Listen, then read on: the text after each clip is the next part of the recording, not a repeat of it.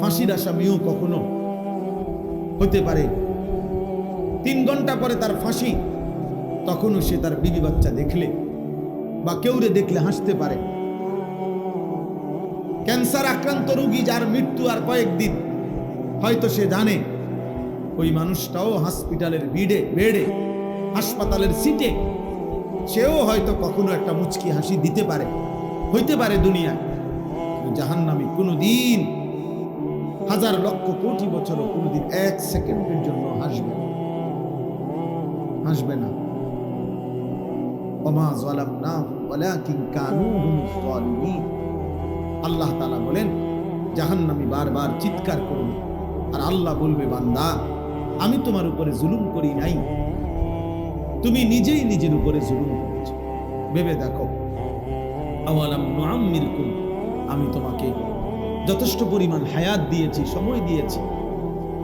ওয়াজাআকুমুন নাযীর, আমার পক্ষ থেকে ভয় প্রদর্শনকারী বান্দা, কখনো ইমাম, খতিব, আলেম, আউলিয়া, পীর, বুজুর্গ, নবী, রাসূল, কিতাব, এগুলোর মাধ্যমে আমি জাহান্নামের ভয় দেখাইছি, সব আমি ঠিক করে দিছিলাম, কিন্তু তুমি পাত্তা দাও নাই। না হায়াতের কদর করলে, না উলামায়ে কেরামের কথাকে কদর করলা। ফাযুকু, অতএব এখন জাহান্নামের আযাবই ভোগ করো। ফামা লিয-যালিমিনা মিন আনসার, আল্লাহ বলবেন, হে নাফরমান, আজ এই গোটা হাসরের ময়দানে, আজ এই আখিরাতের জায়গায় কোন জালেম, পাপী, নাফরমানের জন্য একজনও সাহায্যকারী, আজ কেউ সাহায্য করবে না। আমার থেকে ফিরে যাইবা, এরপরে অন্য কেউ সাহায্য করবে টেহা খাইয়া? জি না। তোমারও দলের লোক আছে, আমাদের দলেরও আলাদা লোক আছে না? কেউ কেউ। আল্লাহ বললেন, আমি সময় দিছিলাম, দুপুর 1টা বাজে জোহরের আজান হইছে, তো বিকাল 4:30 বাজে আবার আসরের আজান হইছে। 3.5 ঘন্টা পরে আল্লাহ বলেন, বান্দা 10 রাকাত নামাজ জোহর পড়তে 3.5 ঘন্টা সময় লাগে না, কিন্তু আমি দিছিলাম, আমি হায়াত দিছিলাম তোমারে। তুমি ভেবে দাও, 4 রাকাত ফজরের নামাজ পড়তে 1 ঘন্টা সময় লাগে না, আমি সময় দিছিলাম, তুমি কদর করো। এখন আর সাহায্যকারী নেই। কোরআনুল কারীমের মধ্যে আছে, জাহান্নামী তখন বলবে, ওয়ানাদাউ ইয়া মালিকু লিয়াকদি আলাইনা রাব্বুক ক্বালা ইন্নাকুম মাকিসুন। বাপ শুনেন, ছেলেরা শোনো, বাপ কমপক্ষে নিজেরে নিয়ে একটু হলো ভাই, ডানে বামে কেউরে নিয়ে ভাবলা না, কোনোদিন চিনলাও না মানুষ। তোমার দায়িত্ব কি, কর্তব্য কি? মানুষের জন্য, সমাজের জন্য, দেশের জন্য। অনেক ছেলে আছে হয়তো ভাবও নাই, অনেক বাবা আছেন ভাবেনও নাই, কিন্তু কমপক্ষে এতটুকু যে আপনি নিজেকে নিয়ে একবার চোখ বন্ধ করে ভাইবেন, যে যেই অবস্থায় আছেন, এই অবস্থায় হাসরের ময়দানে দাঁড়াইতে পারবেন তো? আল্লাহ পাকের সামনে হিসাব দিতে পারবেন? নবী সাল্লাল্লাহু আলাইহি ওয়াসাল্লাম উম্মতের প্রত্যেকের আমলনামা দেখবে, সুপারিশ আপনার মামুর বাড়ির সম্পত্তি না, হাউজে কাউসারের পানি আপনাকে সাপকলের পানি না, আপনি সিপ দিবেন আর পানি করে দেবেন। হাউজে কাউসারের পানি নিতেও কাগজপত্র দেখাইতে হবে, সুপারিশ নিতে হলেও নবী সাল্লাল্লাহু আলাইহি ওয়াসাল্লামের ফাইলপত্র দেখাইতে হবে। না কি মনে করছেন? নবীজির সুপারিশ মানে কি? আপনার অনেকে বলে দিছে, আপনি কারো হয়তো ভুল বুঝছেন। নবীর সুপারিশ মানে কি বাপ? আল্লাহ নবী বলে দিছে, উম্মত 60 বছর পর্যন্ত বিড়ি খাইতে খাইতে কবরে আসবা, আর আমি নবী তোমারে হাসরের ময়দানে সুপারিশ করে জান্নাত দিয়ে দিব। এই তো সুপারিশ না? মৃত্যু পর্যন্ত সুদের টাকা, সুদের লেনদেন, কিস্তির লেনদেন কইরা প্রয়োজনে তুমি কবরে আয়া ফিরবা, তোমার বাচ্চা কাচ্চা পরে সুদ টানবো, কিস্তি টানবে, তারা সুদ করবে, তুমি টেনশন করো না, আমি নবী তোমারে হাসরের ময়দানে তোমার মতো সুদখোর, হারাম কররে আমি সুপারিশ করে বেহেশত দিয়ে দিব, তুমি কোনো ঘাবড়াইও না। এই তো না? তাই না? তাইলে সুপারিশ মানে কোন নিয়ম কানুন নাই? কোনো কাগজ কলম নাই, আপনি বইয়ে বইয়ে ডুলবেন আর বেহেশতে যাবেন গা। হ্যাঁ, বেহেশতে তো মামুর বাড়ি হয়ে গেল। হাসরের ময়দান এটা ফুটবল খেলার মাঠ মনে করছে। বলেন বাবা, فكيف إذا جئنا من كل أمة شهيد وجئنا بك على هؤلاء شهيدا। সূরা নিসার এই আয়াতের মধ্যে আল্লাহ তাআলা নবীজিকে স্পষ্ট বচে বলছেন, আপনার উম্মতকে আপনার সামনে আপনি দাঁড়ানো থাকবেন, আপনার সামনে আপনার উম্মতকে পেশ করা হবে, আপনি একটা একটা আমলনামা দেখবেন, আপনার সামনেই খোলা হবে, আপনি দেখবেন, আপনি দেখবেন। নবী সাল্লাল্লাহু আলাইহি সাল্লাম খুলবেন কাগজপত্র, দেখবেন যে উম্মত, যেই ছেলে বাবা 365 দিন খোদার এক বছরে কোনদিন ফজরের নামাজ পড়ো নাই, হায় নাফরমান, নবী যখন দেখবে 30 বছর আমার উম্মত সুদ খাইছে, 60 বছর বয়স বিড়ি সিগারেট ছাড়া একটা দিন চলে না, 60 বছর বয়স এই পর্যন্ত টেলিভিশন, নাটক, সিনেমা, চা দোকানের নর্তকী দেখে হায়াত শেষ করছে, সারা রাত আমার নওজোয়ান উম্মত উলঙ্গ ছবি আর নারী মোবাইলে জিনা ব্যভিচারের দৃশ্য দেখছে বছরের পর বছর, দিনের পর দিন। নবী কিছু বলবে না তখন? না, নবী কিছু বলবে না। নবী বলবে, আসো আমি সুপারিশ করে দিয়ে দেব তোমার কাছে। তাহলে তিনি 23 বছরে হালাল হারামের কথা বললেন কেন? পাক না ফাকের কথা বললেন কেন? নবীজি সাল্লাল্লাহু আলাইহি সাল্লাম শরীয়তের বিধান তাহলে বললেন কেন? এই কোরআন নাজিল হয়েছে কার জন্য? তাইলে নবীজি 23 বছরের এতগুলো হাদিস তাইলে কার জন্য? এগুলো যদি কোনো কামে না লাগে, এগুলো যদি দরকারি না হয়, এটা কার জন্য নাজিল হয়েছে? ইনসাফ করেন। একজন বললাম, আমি বললাম না আমি ভোটের প্রার্থী না, একজনও যদি আল্লাহর বান্দা, একটি আল্লাহর বান্দাও যদি বুঝে, খোদার কসম আমার বলা সার্থক। আপনি ভাবেন আল্লাহর নবী সাল্লাল্লাহু আলাইহি সাল্লাম তখন উর্দু কিতাবে আমরা পড়ছি, হায় নবী তখন চোখের পানি ফেলবে, কাঁদবে নবী, আর নবীজি বলবে, উম্মত এই আমলনামা আমার, আমি শ্রেষ্ঠ নবী, আখিরি নবী, তুমি আমার শ্রেষ্ঠ উম্মত হয়ে এটা কি আনছো? আমার উম্মত শ্রেষ্ঠ উম্মত হয়ে 30 বছর মিথ্যা বলে?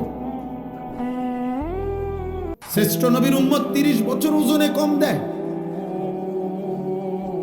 এত বড় নবীর ইমানদার উম্মত হয়ে প্রতিদিন বিড়ি সিগারেট, এত গালি, এত সুদ, এত কিস্তি, এত নারী, এত ছবি, এত নর্তকী, এত বেপর্দা তোমার বিবি, তোমার মেয়ে, তুমি ছিলা ভাইচা উম্মত, তোমার ঘরে তোমার ছেলে এক ওয়াক্ত নামাজ পড়ে নাই,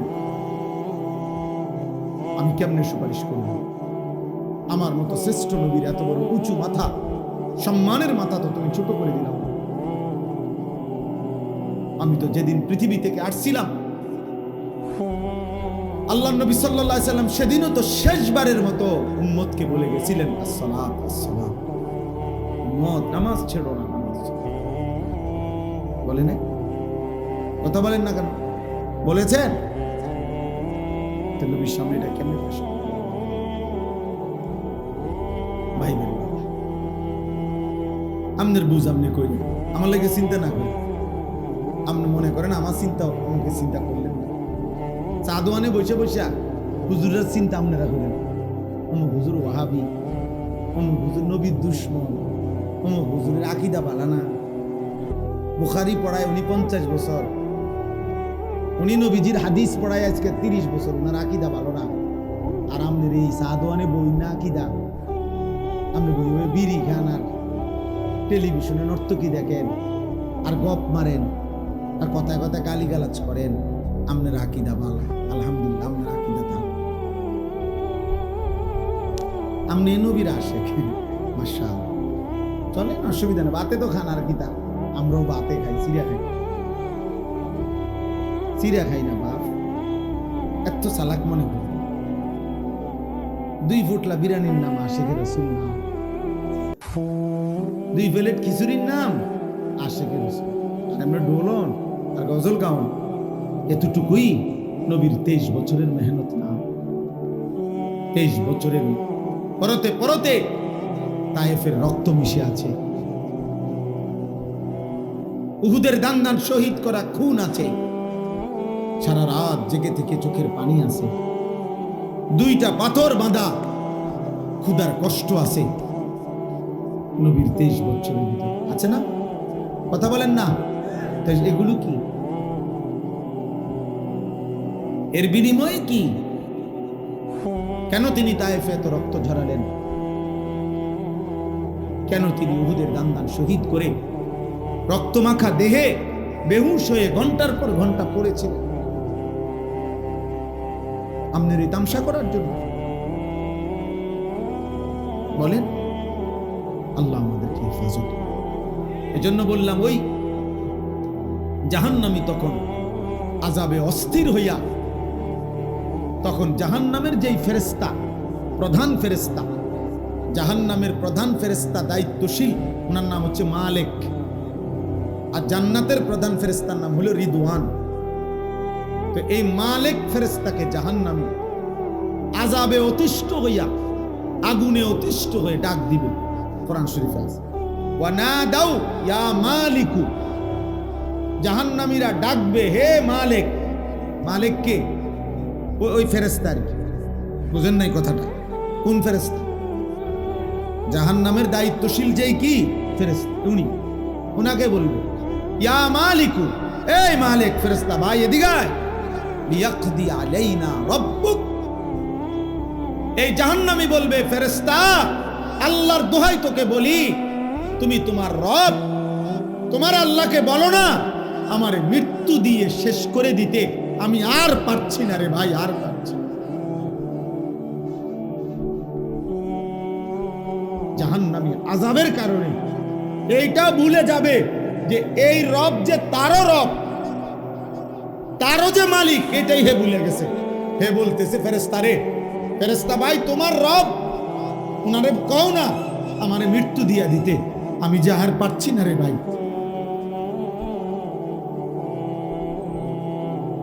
কি মনে করছেন দোস্ত?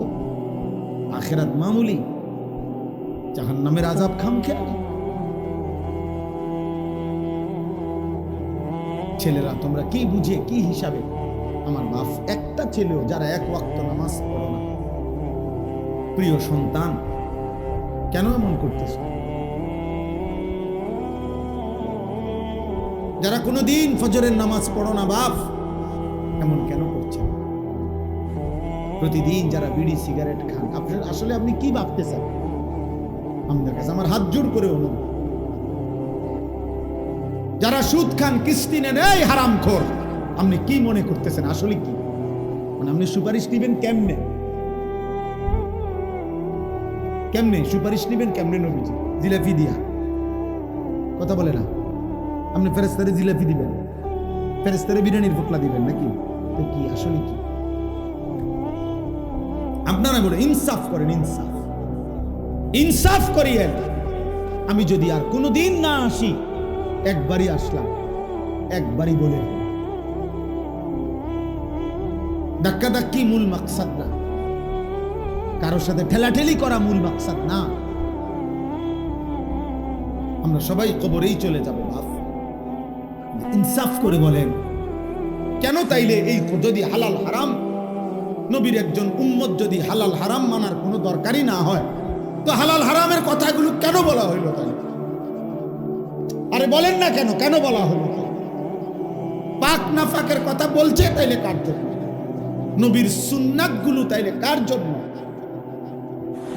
কে মানতো বললো? আমারে কোন? আমার কথা বুঝতেছেন আপনারা? আপনার বিচারে কি কর, আপনার বিবেকে কি বলে? আপনার ইনসাফ করে মাথা খাটা, আমি কোনো পক্ষে যাইয়েন না। আমি কোনো আমার দলে বা আমার দরবার, আমার মুরিদ বানানোর জন্য কোনো কাগজ দিয়ে আইছি?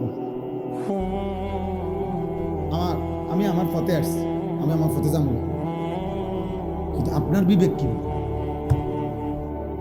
365 দিনে যে কোনো দিন ফজরের নামাজ কোনো দিন পড়ে নাই এই হাইওয়ান নবীজিরা আসে? কথা বল না। তো আপনার বিবেকে বলে এটা? বলেন না, আপনার বিবেকে কয় এটা নবীরা আসে? এক বছরে কোনদিন ফজরের নামাজ পড়লি না নাফরমান, তুই কেমনি নবীরা আসে? আরে মিথ্যাবাদী, এত বড় মিথ্যুক মুসলমান হয় কেমন? এত বড় ধোঁকাবাজ মুসলমান হয় কেমন? এত বড় প্রতারণা। আমি এই জন্য উদাত্ত কণ্ঠে সবসময় বলি যে হে আল্লাহর বান্দারা, পীর বলেন, মাশায়েখ বলেন, ওলামা বলেন, বক্তা বলেন, কমপক্ষে ভাই আমি হাত জোর করে অনুরোধ করি, আপনি আপনার পক্ষের অনুসারী যে কয়জন, যার যে কয়জন, অগরে আখিরাতের ব্যাপারে ধোঁকা দিয়ে না, অগরে আখিরাতের ব্যাপারে ধোঁকা দিয়ে,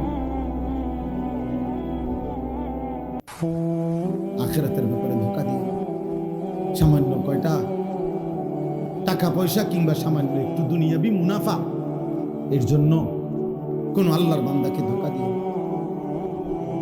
আপনার অনুসারী আপনার কাছেই থাকুক, আপনার মুরিদ আপনার কাছেই থাকুক, পরে আপনি আপনার মুরিদ সাথে নিয়ে নবী সাল্লাল্লাহু আলাইহি সাল্লামের একটা একটা সুন্নাতের উপরে ওঠেন, আমল করেন, কোরআনের একটা একটা হুকুমের উপরে চেষ্টা করেন। আপনি যদি বলেন হুজুর আমনগো মধ্যেও তো কত কমতি আছে, হুজুরগো মধ্যেও তো কত দোষ, দোষের অভাব নেই, হুজুররাও তো কত আমল করে না, হ্যাঁ করে না, আমি তো বলি আমরা কি বেহেশতের থেকে আসছি এখন? তো তাইলে আমি কি বেহেশতের থেকে আসছি? আমি ক্যান্টনমেন্ট থেকে আসছি, কুমিল্লা ক্যান্টনমেন্ট। তাইলে আমার যদি ত্রুটি হয় তো আপনি আমার লেগে দোয়া করবেন। আমরা আপনাদের জন্য দোয়া করি না? তো আমরা আপনাদের কাছ থেকে দোয়া প্রাপ্য না? কথা বলেন না কেন? তো আপনি আমার জন্য দোয়া করবেন যে আল্লাহ আলেমদেরকে, হুজুরদেরকে আল্লাহ ওনাদেরকেও নেক আমলের তৌফিক দেন, ওনাদেরকেও জান্নাতওয়ালা আমলের তৌফিক দেন। তা ভালো না? আপনার জন্য আমি দোয়া করছি, আপনি আমার জন্য দোয়া করবেন। আল্লাহ যেন আমার ঘাটতি ফুরাইয়া দেয়, আমার মধ্যে যেটা কমতি আল্লাহ যেন ওইটা পূরণ করে দেয়। আমি তো বেহেশতে আমার নামে তো কি টেন্ডার হয়ে যায় না? আমাকে হিসাব দিতে হবে কিনা, আপনাকে দিতে হবে কিনা, একই মাঠে কিনা, কথা বলেন না, এক জায়গায় কিনা, একই মালিকের সামনে কিনা। তাহলে এজন্য খুব সাবধান ছেলেরা, তোমাদেরকেও বলি, আল মুমিন, রাসূল বলছেন সাল্লাল্লাহু আলাইহি ওয়াসাল্লাম, মুমিন কাউকে ধোঁকা দেয় না, আবার মুমিন ধোঁকাও খায় না। লা ইয়াখদাউ ওয়ালা ইউখদা, পরিষ্কার হাদিস। নবীজি সাল্লাল্লাহু আলাইহি ওয়াসাল্লাম বলেছেন মুমিন কাউকে ধোঁকা দেয় না, আবার মুমিন এত বেকুবও না যে তারে ধোঁকা দিয়ে লাইব, এমন। আপনারা শুনেন না এমন বুজুর্গদের কথাও আছে যারা 70 বছর আল্লাহর ইবাদত করছে, 90 বছর আল্লাহর ইবাদত করছে, মৃত্যুর মুহূর্তে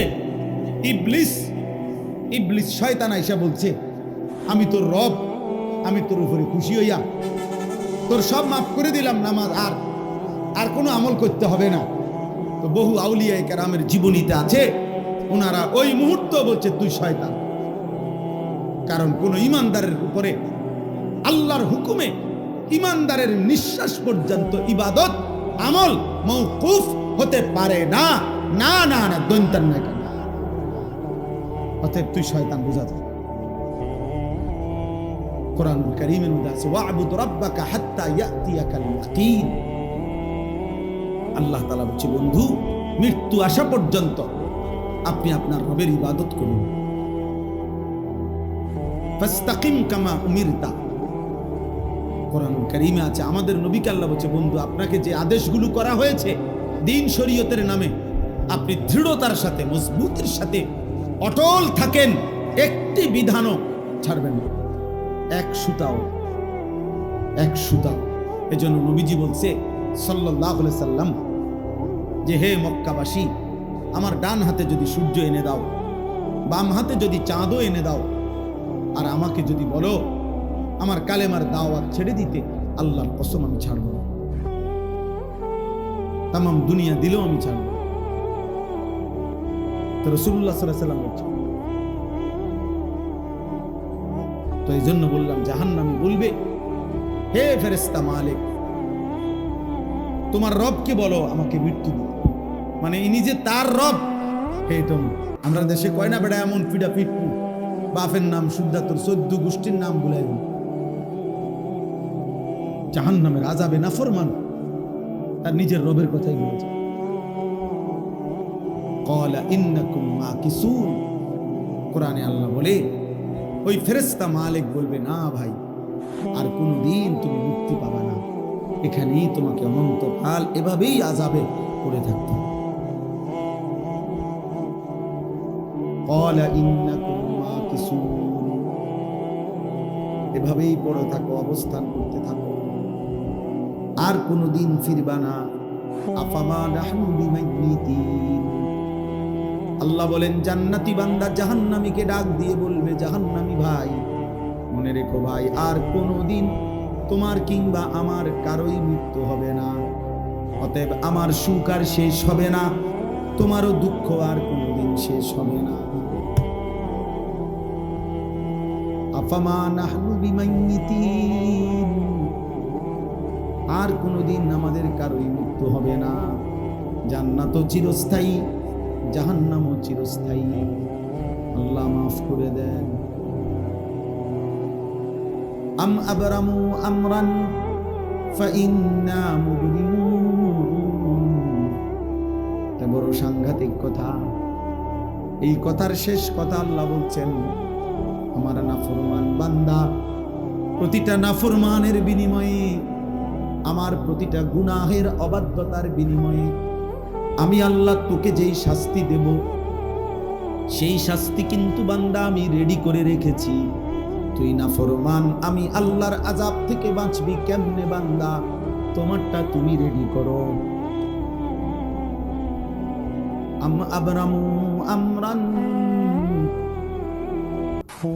আল্লাহ বলছে তোমরা তোমাদের বেঁচে থাকার ব্যবস্থা তৈরি করো, আমি কিন্তু আমার শাস্তি রেডি করে রাখছি। বুঝলেন? আপনার লোক আছে না, আল্লাহর আযাব থেকে বাঁচার জন্য আপনার লোক আছে না, মেম্বার চেয়ারম্যান আছে না, আপনি টাকা পয়সা খরচ করবেন, লোক জনবল খবর দিবেন। আল্লাহ আমাদেরকে হেফাজত। অতএব আমি আপনাদের কাছে বললাম, একজন মুমিন, একজন মুসলমান সর্বদাই ইবাদত আমলের মধ্যে লেগে থাকা, গুনাহ থেকে বাঁচার প্রাণান্তকর চেষ্টা করা, এটাই নবীর ভালোবাসা, এটাই আল্লাহর ভালোবাসা, এটাই ধর্মের ইসলামের ভালোবাসা, এটাই কোরআনের ভালোবাসা, এটাই জান্নাতের ভালোবাসা, এটাই জাহান্নাম থেকে বাঁচার চেষ্টা। শর্টকাট কোনো বুদ্ধি নাই, আসলেই নাই। বোকামি করেন, মসজিদে টাকা 30,000 দিচ্ছেন, আপনি বেহেশতে যাইবেন গা, 4টা ফ্যান দিচ্ছেন 3-4-12,000, এই তো জান্নাত তো নাকি? কি মনে হয়?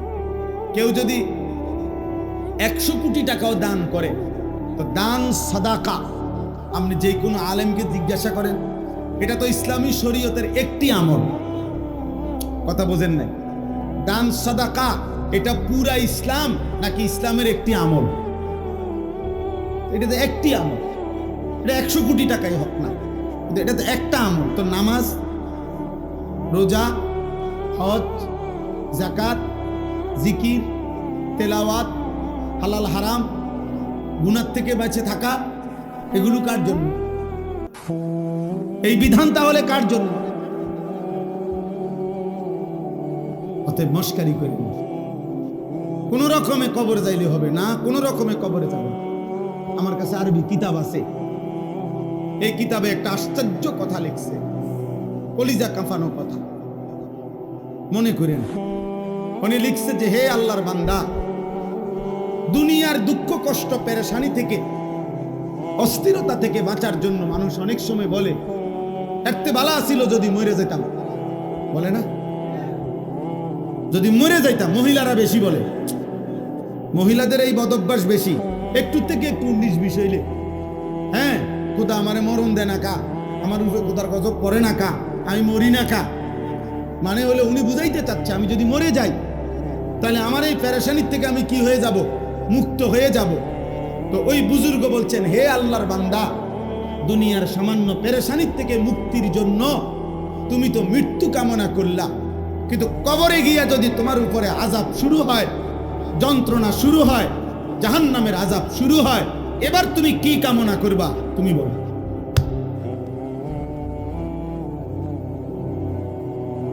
বুঝেন নাই কথা?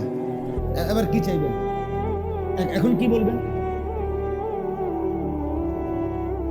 এখন কি বলবেন? এখন বলবেন যে এবার যদি দুনিয়া আবার আসতে পারতাম নাকি, আপনি বুঝিয়ে না আপ ডাউন করবেন। কবর থেকে আবার আসা যায় তো, আখিরাত থেকে আবার আসা যায় তো।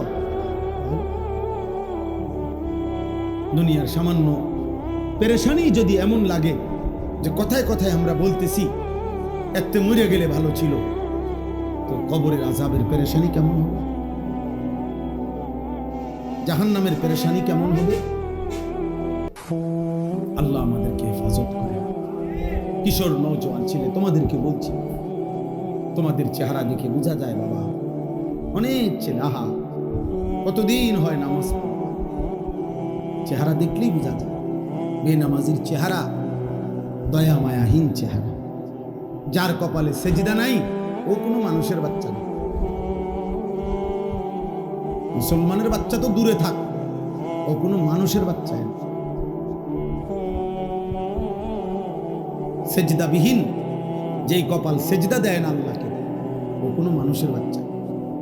ও আনআম, ও হলো চতুষ্প জন্তু, হলো জানোয়ার। জানোয়ার এটা, জানোয়ার। ভাত খায়, ঘুম যায়, পেশাব পায়খানা করে, আরে খানা তো কুত্তাও খায়, খায় না? কুত্তাও তো পেশাব পায়খানা করে, কুত্তাও তো ঘুম যায়, কুত্তারও তো যৌন চাহিদা পূরণ হয়, এই জন্য কুত্তারও তো বাচ্চা হয়। জীবন মানে যদি হয় খানা আর পেশাব পায়খানা আর লজ্জাস্থানের চাহিদা পূরণ আর ঘুম, এতটুকুন নামই যদি হয় জিন্দিগি, এই জীবনের সাথে জানোয়ারের তফাৎ কি? কথা বলে না, পার্থক্য কি? বলো না ছেলেরা, বাপ তোমরা যারা মনে করছো নারী দেখা, ছবি দেখা, মোবাইলের উলঙ্গ দৃশ্য দেখা এরই নাম জীবন, এভাবেই রাত কাটে, এভাবেই দিন কাটে, এই জীবনের সাথে হাইওয়ান জানোয়ারের পার্থক্য। একটা ছেলে, কার মতো চুল রাখছো, কার মতো? তোমার কোনো নবী নাই, তোমার কোনো সৃষ্টিকর্তা নাই, তোমার কোনো ধর্ম নাই, তোমার কোনো কিতাব নাই, তোমার একজন না রাসূল আছে যিনি 23 বছর তোমার জন্য কাঁদছেন, তোমার না একজন নবী আছে যিনি সারা রাত চোখের পানি ফেলে বুক ভাসাইছেন, তোমার না একজন রাসূল আছে যিনি তায়েফের ময়দানে রক্ত মাখা শরীরে পায়ের তালুর সাথে জুতা মুবারক এমন ভাবে জমাট বাইধা লাগছে, নবীর সাহাবী যায়েদ বলছে আমি কোনোভাবেই নবীজির জুতা খুলতে পারতেছিলাম না রক্তের কারণে।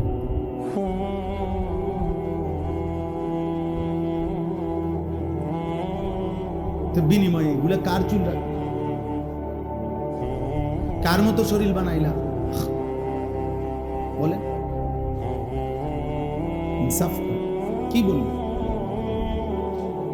কিতাবে আছে নবীজি তার বহু গুনাহগার নাফরমান পাপী উম্মতকে পিঠ, নবীজির চাদর সরাইয়া দেখাবেন যে উম্মত দেখো আমার পিঠ, দেখো আমার পিঠ চালনির মতো ছিদ্র ছিদ্র হয়ে গেছে,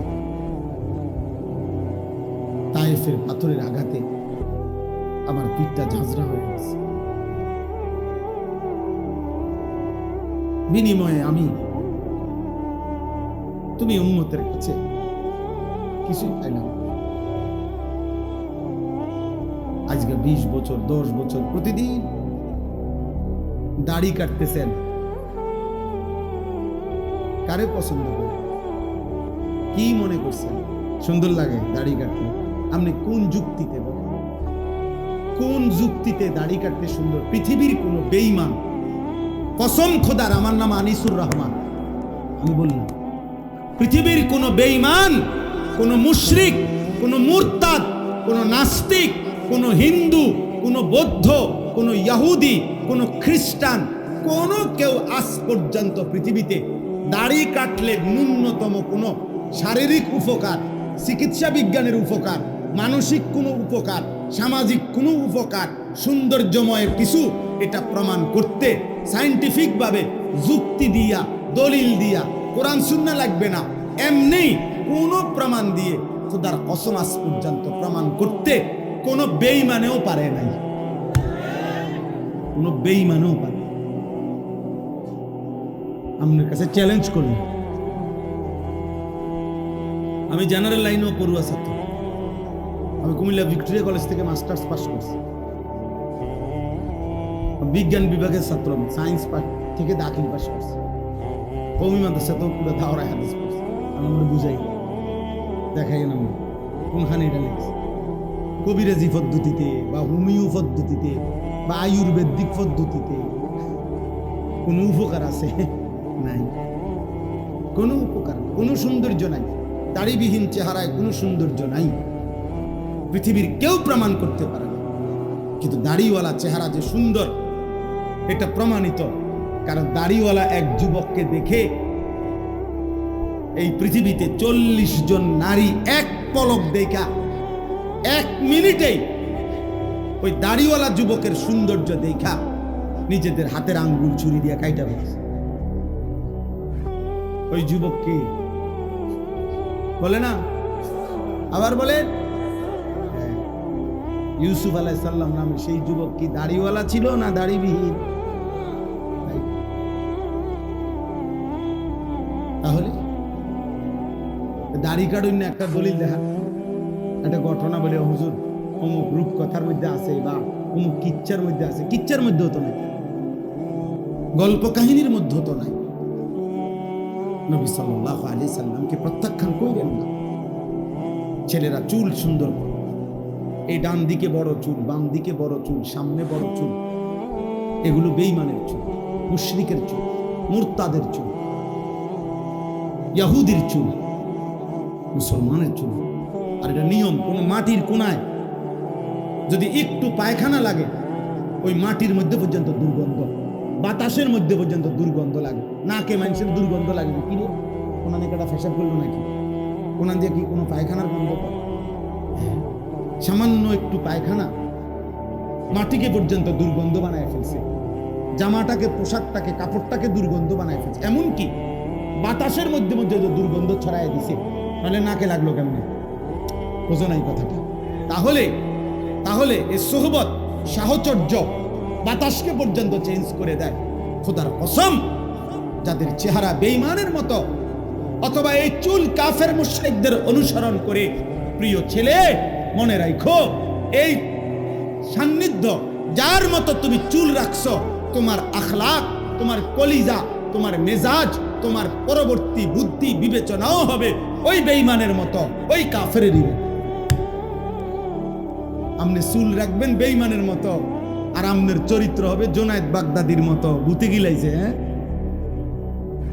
ভূতে নিয়ে গিলাইছে। হ্যাঁ, আপনি সারাদিনে পেশাব কইরা একবারও পানি নিবেন না, টয়লেট পেপার ব্যবহার করবেন না, আপনার আখলাক হবে বাইজিদ বুস্তামির মতো। ভূতে গিলাইছে, আপনার আখলাক হবে তো হাইওয়ান, জানোয়ারের মতো। বলে ইনসাফ করে বলে। হ্যাঁ, দুর্গন্ধ বিড়ি সিগারেটওয়ালা মুখ যাদের, বয়স্ক মাঝবয়সী চাচা, লজ্জা থাকলে, মোমেন হলে ছেড়ে দেন,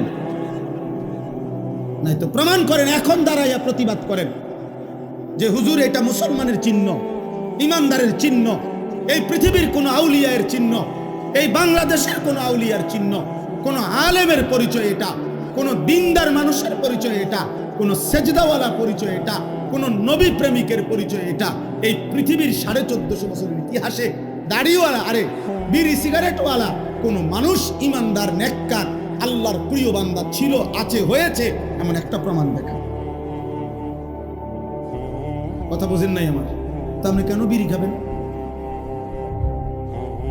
কেন সিগারেট খাবেন? কেন দাড়ি কাটবেন? বলো ছেলেরা, বাবা, আপনাদের স্ত্রী কেন বেপরদা হবে? আল্লাহ তাআলা বলছেন, আমার কথা শুনেন এবার, দেখেন কোরআন থেকে আল্লাহ তাআলা বলছেন,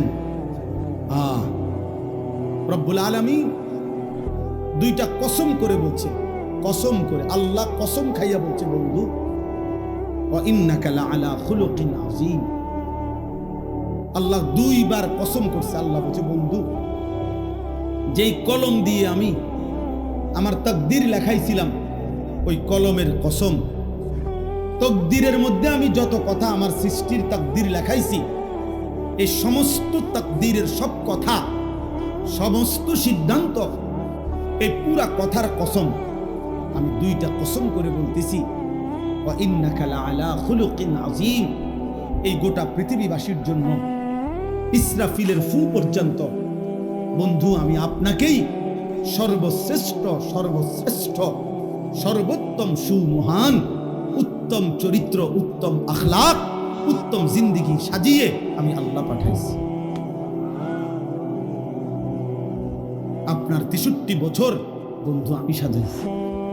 আপনার হাসি, আপনার কান্না, আপনার হাঁটা, আপনার চলা, আপনার ঘুম, আপনার আহার, আপনার নিদ্রা, আপনার রাত, আপনার দিন, আপনার ঘর, আপনার সংসার, আপনার আচরণ, আপনার উচ্চারণ, আপনার কথাবার্তা, আপনার চুল, আপনার চেহারা, আপনার লেবাস, আপনার পোশাক, আপনার হাসি, আপনার পানি খাওয়ার পদ্ধতি, ঘুমানোর পদ্ধতি, পেশাব পায়খানা, ঢোকা বের হওয়া, সবকিছু বন্ধু আমি আল্লাহ তাআলা একটা একটা করে সবচেয়ে সুন্দর করে সাজিয়ে দিয়েছি। ওয়া ইন্নাকা লাআলা খুলুকিন আযীম। মক্কার কাফেররা বলতো, নাউজুবিল্লাহ, মক্কার কুরাইশরা, কাফেররা উঠতে বসতে নবীজির বিরুদ্ধে বলতো, মুহাম্মদ একজন পাগল। আল্লাহ তাআলা বলছে, কসম করে বলছি বন্ধু, নুনুল কালামি ওয়া মা ইয়াসতুরুন, আমি আল্লাহ কসম করে বললাম, মা আনতা বিনি'মাতি রাব্বিকা বিমাজনুন। না রে বন্ধু, এই বেঈমানরা ভুল বলছে, আমি আল্লাহ দুইটা কসম করে বলতেছি, আপনি বন্ধু পাগল নন। সুবহান। কেন? বিনি'মাতি রাব্বিকা, আপনার উপরে 24 ঘন্টা আমি আল্লাহর নিয়ামত, রহমত বর্ষিত হয়। এমন নিয়ামত প্রাপ্ত বন্ধু, এমন রহমত প্রাপ্ত বন্ধু আমার, আপনি পাগল হইতে পারেন না। এবার নবী যেন বলতেছে, আল্লাহ তাইলে ওরা যে আমারে কয় পাগল। আল্লাহ বলতেছে, আপনি একটু ধৈর্য ধরেন, আপনি সবর করেন দোস্ত, আপনি দাওয়াত দেন। মামনুন। আল্লাহ তাআলা বলেন, যতবার আপনাকে তারা গালি দিবে, মন্দ বলবে, অত্যাচার করবে, জুলুম করবে, নির্যাতন করবে, বিরোধিতা করবে, আমি আল্লাহ ওয়াদা দিলাম, বিনিময়ে প্রতিবার আপনার প্রতি সেকেন্ডের মেহনতের বিনিময়ে আমি আল্লাহ হিসাব ছাড়া অফুরন্ত পুরস্কার বিনিময় আপনাকে দিতেই থাকবো, দিতেই থাকবো, দিতেই থাকবো, দিতেই থাকবো। গালি দেবে একবার, আমি রব পুরস্কার দেব লক্ষ। আপনাকে মন্দ বলবে একবার, আমি বন্ধু আপনার মর্যাদা উঠায় দেব কোটি বার।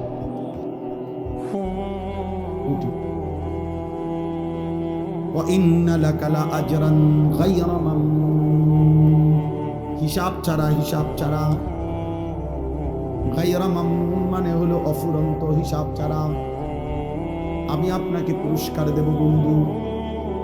ওয়ালা সাউফা ইউতিকা রাব্বুকা ফাতারদা। আল্লাহ কসম করে বলে, বন্ধু এই পরিমাণ আপনাকে আমি হাসরের ময়দানে দেব। দিতে দিতে দিতে দিতে দিতে দিতে দিতে আপনি বন্ধু শতভাগ যখন খুশি হয়ে যাবেন, আপনার পবিত্র মুখে যখন পূর্ণাঙ্গ হাসি ফুটবে, আমি আল্লাহ ওই পরিমাণ আপনাকে দিতে থাকব। ওয়ালা সাউফা ইউতিকা রাব্বুকা ফাতারদা, দেব বন্ধু আপনাকে শাফাতের অধিকার আপনাকে দেব, হাউজে কাউসার আপনাকে দেব, প্রথম সেজদা হাসরের ময়দানে করবার সুযোগ আমি বন্ধু আপনাকেই দেব। আমি আল্লাহর প্রশংসার পতাকা হাসরের ময়দানে আপনার হাতেই তুলে দেব। কোটি কোটি বান্দা সুপারিশের জন্য শেষ পর্যন্ত আপনার কাছেই আসবে। সব আম্বিয়া, সব নবী আপনার পতাকার নিচে এসেই দাঁড়াবে। সর্বপ্রথম আমার প্রশংসার বাক্য হাসরের ময়দানে বলবার সুযোগ আমি আপনাকেই দেব। কোটি কোটি বান্দা যখন চুপ থাকবে, কেউ ভয়ে কথা বলবে না, আপনি বন্ধুই প্রথম কথা বলার অধিকার পাবেন। হাসরের ময়দানে সব মানুষ দাঁড়াবে এক জায়গায়, আপনি বন্ধুকে পৃথক মাকামে মাহমুদে আমি আল্লাহ আলাদা জায়গা করে দেব। আপনি প্রথম জান্নাতের দরজা নাড়বেন, আপনি বন্ধু জান্নাতে প্রথম ঢুকবেন। আপনার উম্মত সর্বাধিক পরিমাণ আমি আল্লাহ জান্নাত দিয়ে দেব বন্ধু, আপনাকে দেব আমি। ইন্নাকা লাআলা খুলুকিন আযীম। এরপরে আল্লাহ বলে, বন্ধু এই মক্কার কুরাইশ কাফের বেঈমান আপনাকে কখনো বলে পাগল, কখনো বলে গণক, কখনো বলে জাদুকর, কখনো বলে কবি। যাই বলুক বন্ধু, আমি আল্লাহ চ্যালেঞ্জ করে কসম করে বললাম, আমি রব্বুল আলামিন আপনাকে কিয়ামত পর্যন্ত ইসরাফিলের ফু পর্যন্ত সর্বশ্রেষ্ঠ চরিত্র আর আখলাক দিয়ে সাজিয়ে পাঠালাম। সুবহানাল্লাহ, বলেন আলহামদুলিল্লাহ। ওয়া ইন্নাকা লাআলা, এই আমার শেষ কথা, ওয়া ইন্নাকা লাআলা খুলুকিন আযীম। আল্লাহ বলছে, বন্ধু আমি কসম করে পৃথিবীবাসীকে চ্যালেঞ্জ দিলাম যে আমি একজন নবী পাঠিয়েছি, আমি আল্লাহ একজন রাসূল পাঠিয়েছি, যাকে আমি আল্লাহই সমস্ত উত্তম চরিত্র, উত্তম আখলাক শতভাগ পূর্ণ করে পরিপূর্ণ করে আমি আল্লাহ পাঠিয়েছি। আমার বন্ধুর হাসিও সুন্দর, আমার বন্ধুর কান্নাও সুন্দর, আমার বন্ধু হাঁটলেও সুন্দর, আমার বন্ধু বসলেও সুন্দর, আমার বন্ধু কথা বললেও সুন্দর, আমার বন্ধু চুপ থাকলেও সুন্দর, আমার বন্ধু রাতের অন্ধকারেও সুন্দর, আমার বন্ধু দিনের আলোতেও সুন্দর, আমার বন্ধু পূর্ণিমার চাঁদের নিচেও সুন্দর, আমার বন্ধু অমাবস্যার কালো রাতেও সুন্দর। বলেন আলহামদুলিল্লাহ। আল্লাহ তাআলা এমন শ্রেষ্ঠতম রাসূল আমাদেরকে দিয়েছেন। আল্লাহ চ্যালেঞ্জ করে কসম করে বলছে, আমি আপনাকে পরিপূর্ণ উত্তম চরিত্র, রূপে গুণে, চেহারায়, সৌন্দর্যে, আখলাকে, চরিত্রে আপনাকেই আমি সর্বশ্রেষ্ঠ করেছি। আল্লাহ যেন চ্যালেঞ্জ করেছে পৃথিবীবাসী, কিয়ামত পর্যন্ত আমি আল্লাহ ওয়াদা দিলাম, চ্যালেঞ্জ করলাম, আমার বন্ধু মুহাম্মদ সাল্লাল্লাহু আলাইহি সাল্লামের ৬৩ বছরের জীবনে তোমার যদি সাহস কুলায়, কোনো বেঈমান, কোনো মুশরিক, কোনো কাফের আমার বন্ধুর জীবনের উপরে ৬৩ বছরের জিন্দেগিতে ১ সেকেন্ডের উপরে একটা লাল কালির দাগ বসাও, ১ সেকেন্ডের। আজ পর্যন্ত কেউ পারছে কেউ? তাই সেই নবী সাল্লাল্লাহু আলাইহি ওয়াসাল্লামকে ভালোবাসবেন, আমরাও চাই, আপনারাও চান, আমরাও ভালোবাসি, আপনারাও ভালোবাসবেন। কিন্তু খোদার কসম বাপ, আবারও বলছি শেষবারের মতো, শেষবারের মতো আবারও বলছি, প্রিয় ভাই আমার, বাপ আমার, বন্ধু আমার, ছেলেরা আমার, নবী সাল্লাল্লাহু আলাইহি সাল্লাম সকল গুণে সর্বশ্রেষ্ঠ। কিতাবের মধ্যে লিখছে, পৃথিবীর সমস্ত উত্তম গুণকে যদি বলা হয়, সর্বোত্তম মানুষের আকৃতি ধরো, মনে করেন ধৈর্য, এটা একটা উত্তম গুণ কিনা? কথা বলে না। সাহসিকতা, এটা একটা উত্তম গুণ কিনা? তারপরে অপরের কল্যাণ করা, এটা উত্তম গুণ কিনা? এরকম যত উত্তম গুণ, সব উত্তম গুণকে যদি বলা হয়, হে গুণ, উত্তম গুণ, তুমি পরিপূর্ণ কেমন, এমন একটা আকৃতি ধারণ করো, তাহলে কিতাবে লিখছে প্রতিবারই যার আকৃতি আসবে তিনি মুহাম্মাদুর রাসূল সাল্লাল্লাহু আলাইহি ওয়াসাল্লাম।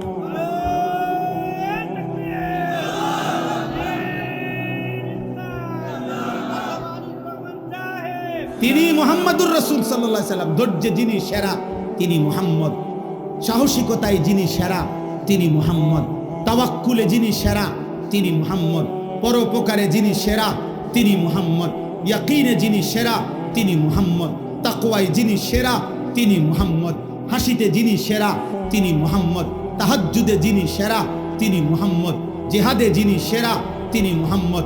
আচে খুবা হামাদারান তু তনহাদারি। আল্লামা ইকবাল বলছে, হে নবী মুহাম্মদ, ১৪ লাখ নবীর যত গুণ আপনার মাঝে তালাশ করলে একজন আপনার মাঝেই সব খুঁজে পাবে। ونشهد أن سيدنا وحبيبنا ومولانا محمدا عبده ورسوله. أما بعد فأعوذ بالله من الشيطان الرجيم. بسم الله الرحمن الرحيم.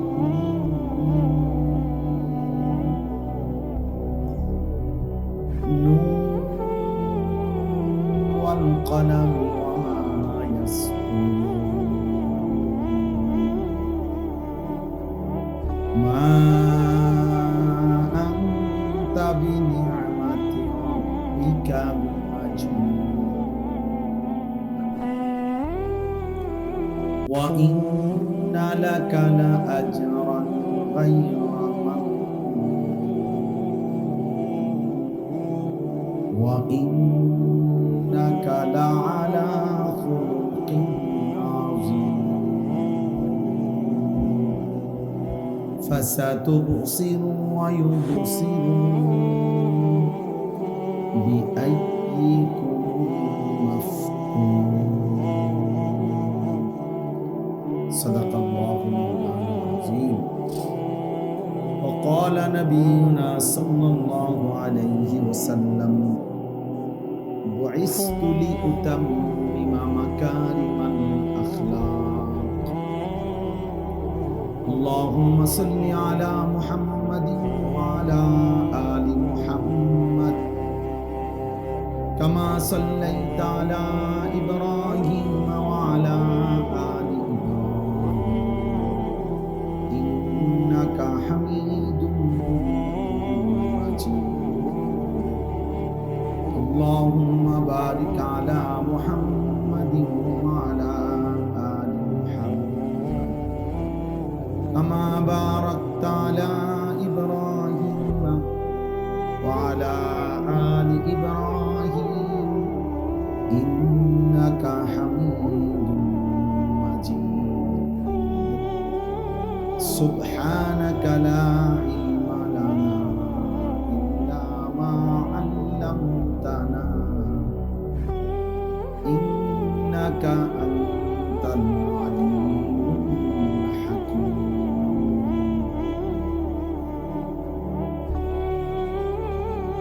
আলহামদুলিল্লাহ, আল্লাহ পাক রব্বুল ইজ্জত জুল জালাল ওয়াল ইকরামের ফজল করম, রব্বুল আলামিনের অপরিসীম ইহসান মেহেরবানি দয়া, আল্লাহ তাআলা আমাদেরকে আজ 28 সেপ্টেম্বর 2025 আজকের এই রাজাবাড়িয়া কান্দি আকায়েদে আহলে সুন্নাত ওয়াল জামাতের উদ্যোগে ইসলামী সম্মেলনে আল্লাহ তাআলাই আমাদেরকে আসবার বসবার আল্লাহর জন্য জমা হওয়ার তৌফিক দান করেছেন। আলহামদুলিল্লাহ। নওজোয়ান তোমরা যে কয়েকজন দাঁড়ায় আছো, বসো বসো ভাই, বসতে অসুবিধা হলে চলে যাও, চলে গেলেও সমস্যা নেই, কিন্তু বাকি বসতে হবে, শুনতে হলে বসতে হবে। যান, চলে গেলে কোনো মানে নেই।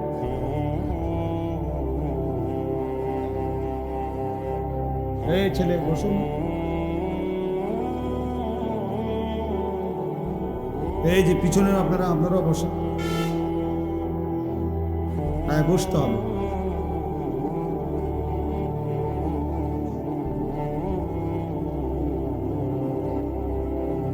এই ছেলে তোমরা এনে দাঁড়ায় আছো কেন? পাঞ্জাবিওয়ালারা বসে বসে মোবাইল টিপে দাঁড়ায়।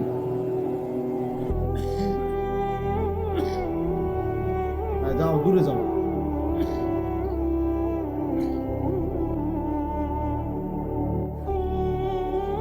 ওইখানে যারা উপরে বসছো নামো, নিচে নামো। আসো বাবা, নিচে নামো, ও মানুষের সাথে বসো।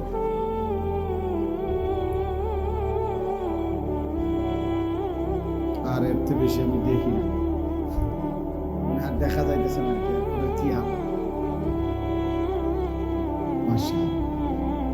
বিষয়টা হলো আসলে আল্লাহর কথা শুনবার জন্য বসে শোনা, এটা আদব। কি হলো মানে এই কথাটা বলার দ্বারা এত জোরে ঠিক করার কি মানে ঠিকের একটা বড় ধরনের প্রতিযোগিতা করলেন, কে কত জোরে ঠিক করতে না। বলেন, ইনসাফ করেন, শিখতে হবে। এটা এত জোরে ঠিক বলার মস্কারি করে আবার নিজেরা হাসি দিলেন, তাহলে বোঝা গেল আপনি মস্কারি করলেন। খেয়াল করতে হবে। তাইলে বললাম আল্লাহর কথা শোনা, বসে শোনা আদব, জুতা খুলে শোনা আদব, শতভাগ মনোযোগ দিয়ে শোনা আদব, বুঝতে চেষ্টা করা আদব, মুখস্থ করার চেষ্টা করা আদব, আমলে পরিণত করার চেষ্টা করা আবশ্যক, অন্যের কাছে পৌঁছানো জরুরি। এই 5 জিনিস একসাথে হইলে কোরআন সুন্নাহর ইলম পূর্ণ হয়।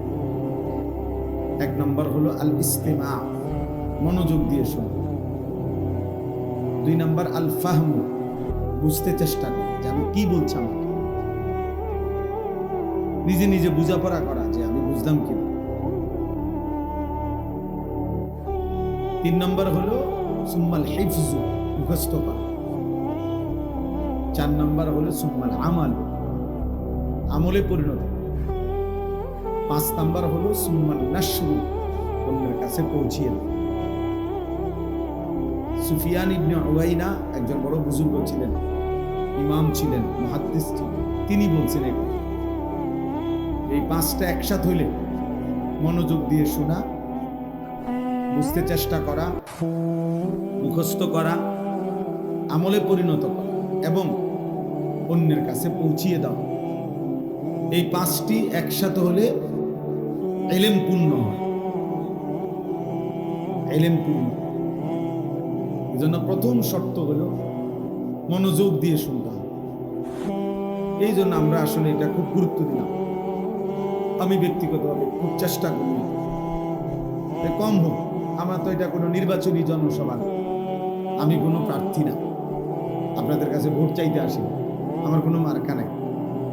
অতএব শ্রোতা কম না বেশি এতে আমার কোনো সময় নেই। একজন হলেও যেই গুরুত্ব আল্লাহর কথা, 1 লক্ষ হইলেও সমান গুরুত্ব, সমান গুরুত্ব। একজন শুনলে তাকে বলতে হবে না, কথা বলেন না। একজন শ্রোতা আসছে মনে করে, তা আমি যদি বলি আর লোক হইল না কা, অতএব আপনারে বলতাম না, এটা এই লোকের অপরাধ। বলেন, মানে যিনি আসছে এটা ওনার অন্যায় যে ওরা বাকিরা আসে নাই কেন, এটা ওনার অন্যায়। তো আপনি ওনাকে বঞ্চিত করবেন, এই লোক তো এটা পাপ করে নাই, যে আসে নাই সে না ভুল করলো, তো এই লোকের সমস্যা। এই জন্য এটা জরুরি। এটা যদি মানসিকতা থাকে সহজ।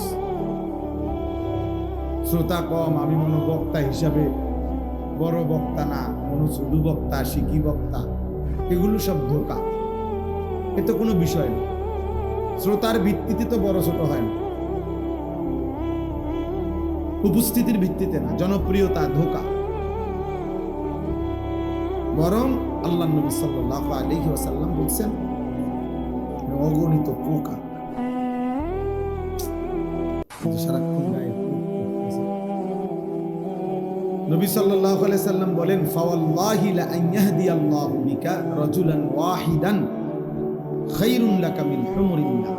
আল্লাহর কসম, তোমার দ্বারা একজন ব্যক্তি হেদায়েত পাওয়া, আল্লাহর পথ পাওয়া, নবীজি বলছেন রাজুলান ওয়াহিদান, একজন লোক, ওয়াহিদ মানে এক, একজন লোক হেদায়েত পাওয়া, আল্লাহর রাস্তা পেয়ে যাওয়া তোমার দ্বারা, নবীজি বলেন গোটা আরবের সমস্ত দামি উট তোমাকে হাদিয়া দেওয়ার চাইতো এটা বেশি উত্তম। তাহলে বলেন কয়জন লোক? তাহলে একজন, একজনের ফিকিরও আল্লাহর কথা বলা উচিত। নবী সাল্লাল্লাহু আলাইহি সাল্লাম আবু জাহেলের কাছে তারিখে ইবনে খাল্লিকান, আরবি ইতিহাসের কিতাব, এখানে আছে নবী সাল্লাল্লাহু আলাইহি সাল্লাম আবু জাহেলকে 4000 বার কালেমার দাওয়াত দিয়েছে। কয় হাজার? 4000, 4000। একজনকে কি পরিমাণ মেহনত করছে! এই জন্য সবাই আমরা মনোযোগ, আর মনোযোগের অংশ হিসাবে যতজনের হাতে মোবাইল, এগুলো বন্ধ করতে হবে। হাতে মোবাইল ধরে রেকর্ড করা যাবে না, আমি নিষেধ করব। দয়া করে ভাই ছেলেরা একজনও আর মোবাইল হাতে ধরে রাখবে, আমি নিষেধ করলাম। এরপরে আমি তোমারে দেখলে আমি দমক দেবো, উঠাই দেবো। আর যদি তুমি নিজে চলে যাও কোনো অসুবিধা নেই, আমার কোনো আপত্তি। আমি তো আগেই বলছি চলে গেলে সমস্যা নেই, কারণ এটা তো ইলেকশন না যে আমার ভোটার দরকার, যেই ব্লকের ভোটে না দরকার। এবারে এবার খারাইয়া মতো নইলে বইয়া মতো, আমার ভোট হইলেই চলবে না, বইয়া মুখ পেশা। তাইলে বুঝাইলাম মনোযোগ দিয়ে শুনবে। মোবাইল হাতে রাখলে, এটা দিয়ে রেকর্ড করলে দিল জমে না, অন্তরের মধ্যে কথা জমে না, এটা পরীক্ষিত। ওই বেচারার সারাক্ষণ শুধু ওই মোবাইলের কথা বলে যে মোবাইলের মধ্যে উঠতেছে কিনা। তো মোবাইলের মধ্যে মনে করেন কারো মোবাইলে 10,000 ওয়াজ আছে, 1 লক্ষ ওয়াজ আছে, তো কবর রাজা মা তো লাভ, তাইলে লাভ। তাহলে এটা মূল বিষয়। মূল বিষয় হলো আমার কলিজায় কি আছে, আমি আমার দিলের মধ্যে কি গ্রহণ করলাম, আমার অন্তরের মধ্যে কি গ্রহণ করলাম, এটা হলো দেখার বিষয়। এই জন্য ভাই বাবা সবাই রে বলুন, নিজ নিজ মহল্লার মসজিদের ইমাম সাহেব যখন জুমার বয়ান করে মনোযোগ দিয়ে শুনুন। আপনার এলাকার আলেমে দ্বীন যখন ওয়াজ করে মনোযোগ দিয়ে শুনুন, মনোযোগ দিয়ে শুনুন। আপনার হেদায়েত দরকার, আপনার আখিরাত দরকার। কোন হুজুরের জনপ্রিয়তা দিয়ে আপনি কি মনে করেন আমারে 10 লাখ লোক ছিল, আপনি কি বুঝেন নাই আমার কথা? আমাকে মনে করেন 1 কোটি মানুষ চিনে, তো আপনার কি চাই? আপনার লাভ কি? আমারে চিনলে আপনার কি? আর আমারে কেউ চিনে না, তো আপনার সমস্যা কি? চিনে না আমারে, এতে আপনার অসুবিধা কি? আপনার সমস্যা কি? অতএব এটা কোনো বিষয় না।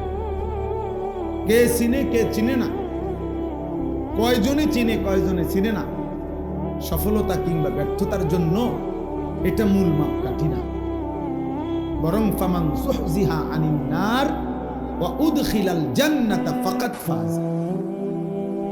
কোরআনুল কারীমে আল্লাহ বলছে, বান্দা শোনো, যাকে জাহান্নাম থেকে মুক্তি দেয়া হলো এবং জান্নাতে প্রবেশ করানো হলো, ফাকাদ ফাজা, সেই কেবল সফল হলো। পৃথিবী তাকে চিনুক বা না চিনুক, জনপ্রিয় হোক বা না, সুখ্যাতি থাকুক বা না, কোরআনুল কারীমের মধ্যে 25 জন নবী এবং রাসূলের নাম আছে। কতজন? 25 জন। তো নবী রাসূল মোট 25 জন, কথা বলেন না? তো তাইলে বাকিদের নাম যে উল্লেখ নাই, তো ওনারা ব্যর্থ, ওনারা বাদ গেছে। তাহলে পুরা কোরআনুল কারীমের মধ্যে, কোরআন শরীফের মধ্যে সাহাবাদের নাম আছে, নবীর সাহাবী একজনের নাম শুনুন, একজন সাহাবীর নাম আছে কোরআন শরীফ, 30 পারা কোরআন। যায়েদ রাদিয়াল্লাহু তাআলা আনহু, নবীজির সাহাবী যায়েদ ইবনে হারেসা। তো এই যায়েদের এই নামটাই আছে ফালাম্মা কাদা যাইদুম মিনহা ওয়াতারা, সূরা আহজাবের মধ্যে আছে। তাহলে একজন মাত্র সাহাবীর নাম আছে কোরআনুল কারীম। তাহলে সাহাবী তো এই একজনই, নবীজির সাহাবী তো এই একজন। তো আবু বকর কই, উমর কই, ওসমান কই, আলী কই, ফাতেমা কই, হাসান কই, হুসাইন কই, বাকি সাহাবীদের নাম কই নাই তো। তাহলে ওনারা ব্যর্থ, এইটা বুঝতে। তাহলে উল্লেখ করা বা না করা, পরিচিতি বা অপরিচিতি, এটা কোনো বিষয় না। বিষয় হলো, মূল বিষয় হলো আল্লাহ তাআলা গ্রহণ করলেন কিনা, আল্লাহ মাফ করলেন কিনা, আল্লাহ জান্নাত দেবে কিনা, জাহান্নাম থেকে মুক্তি পাবে। এই জন্য আল্লাহ তাআলা কোরআনুল কারীমের মধ্যে বলছেন, একজন মুমিন চূড়ান্ত ভাবে চিন্তা মুক্ত হবে কখন, পেরেশান মুক্ত হবে কখন? জান্নাতে ঢুকবে যখন। কখন? وقالوا الحمد لله الذي أذهب عنا الحزن إن ربنا لغفور شكور। আল্লাহ বলেন জান্নাতি বান্দাগণ জান্নাতে প্রবেশ করে বলবে, আলহামদুলিল্লাহিল্লাযী আযহাবা আন্নাল হাযান, আল্লাহ আপনার প্রশংসা করছি, আজকেই আমার জীবন থেকে সমস্ত চিন্তা জীবনের তরে বিদায় বিদায়। এই চিন্তা নয়তো ফুলসিরাতের উপরে দাঁড়ায়ও টেনশন আছে, যদি পড়ে যায় তখন, যদি ঠিক মতো পার হইতে না পারে। হাদিসের মধ্যে, বিশুদ্ধ হাদিসে আছে, নবী সাল্লাল্লাহু আলাইহি ওয়াসাল্লাম বলেন, ওয়া হাফাতাইস সিরাত কালালিবু মুআল্লাকা। নবীজি বলেন সাল্লাল্লাহু আলাইহি ওয়াসাল্লাম, ফুলসিরাত যখন বান্দা পার হবে মানুষ, তো ফুলসিরাতের দুই পাশে আল্লাহর নবী সাল্লাল্লাহু আলাইহি ওয়াসাল্লাম বলেন, জাহান্নামের শিকল শলাকার মতো। আপনারা বুঝবেন যে কেউ দেখছেন কিনা, নৌকা, জাহাজ, লঞ্চ, স্টিমার যখন পারে আইসা বিরায়, তো একটা নোঙ্গর করে এরকম লোহার, এরকম আংটাওয়ালা, যেটা মাটির মধ্যে দিয়া কি করে, এটা নোঙ্গর করে, এরকম লৌহ শলাকা আংটাওয়ালা, এগুলো জাহান্নাম। আর এই ফুলসিরাতের দুই পাশে রেলিং, আল্লাহর নবী বলছে এগুলো ঝুলানো থাকবে। আর এই মানুষ পার হইতে যাবে, অসংখ্য মানুষকে এই আংটাগুলো টেনে ধরে তার শরীর ছিন্ন ভিন্ন করে, ক্ষত বিক্ষত করে জাহান্নামে ফেলে। তাহলে এক মুমিন নিশ্চিন্ত হবে, সফল হবে, চিন্তা মুক্ত হবে, পেরেশান মুক্ত হবে, সেদিন জান্নাতে যাবে। এর আগ পর্যন্ত তার পেরেশান। কোরআনুল কারীমের মধ্যে আছে, জান্নাতের ঘোষণা হওয়ার পরে আল্লাহ তাআলা বলবে, ইয়া ইবাদি লা খাউফুন আলাইকুমুল ইয়াওমা ওয়ালা আনতুম তাহজানুন। হে আমার বান্দাগণ, আজ তোমাদের আর কোনো ভয় নাই, চিন্তাও নাই। উদখুলুল জান্নাতা আনতুম ওয়া আজওয়াজুকুম তুহবারুন। তোমরা সকলেই তোমাদের ঘনিষ্ঠ বন্ধুদেরকে নিয়ে, ইমানদার নেককার সাথীদেরকে নিয়ে মিলে মিশে একসাথে খুশি খুশি আনন্দ চিত্তে উদখুলুল জান্নাহ, জান্নাতে ঢুকো। আচ্ছা, কোন টেনশন এই আল্লাহ তাআলা। তাহলে বাপ, এটা বড় বিষয় আমাদের। ऐसे रहे या वैसे रहे, वहां देखना फिर कैसे रहे।